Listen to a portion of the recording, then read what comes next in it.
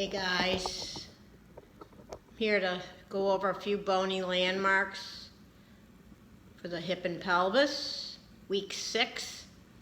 You'll notice that most of the landmarks are not new. In other words, we covered them week 5, so hopefully you've had a chance to look at them and practice.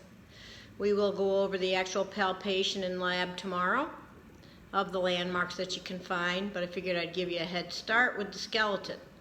All right, so new stuff, or stuff that kids typically get confused with, okay? Last week, we indicated the superior and inferior pubic ramus, okay? Again, those form the two arms of the obturator foramen, the hole, okay? Sometimes kids get goofed up with that. The sciatic notch back here, okay? For the femur, we got the lesser and the greater trochanters. So on the front surface, we connect, that's the intertrochanteric line. And again, lesser trochanter, greater trochanter, the intertrochanteric crest. That would be on the posterior surface. We got the anatomical neck, we got the surgical neck. The surgical neck is where the head and neck of the femur turn a corner, okay? Sciatic notch, I think I already said that. Posterior, inferior, iliac spine. Again, I'm just highlighting the confusing ones. Here's the ASIS. Here is the anterior, inferior iliac spine. That would be the origin of one of last week's muscles, rectus femoris. All right, moving on down. Okay, sometimes the landmarks at the distal femur. Now we got the patella in place, sitting in the patellar surface. The patellar surface belongs to the femur, okay? So you can see the patella articulating with the distal femur. Medial and lateral femoral condyle, and then there's a notch in between. Right now I have my finger in the intercondylar notch.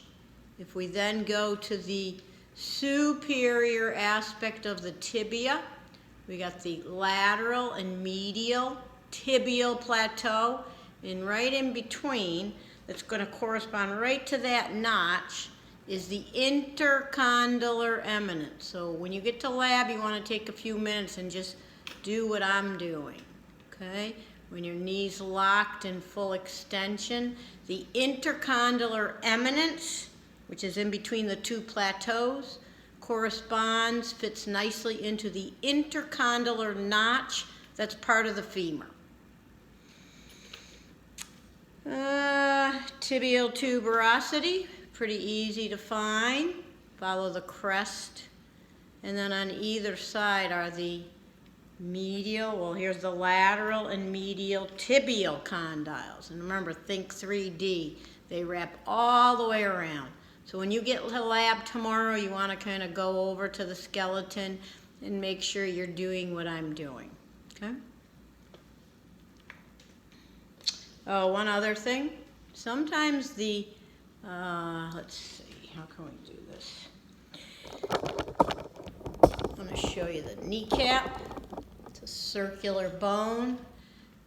Sometimes the very top and bottom are referred to as the superior and inferior pole, P-O-L-E. So the superior pole would be the very superior aspect of the patella. Okay. So superior and inferior.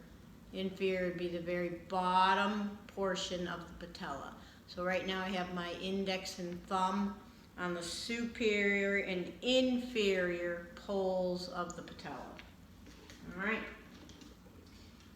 enough.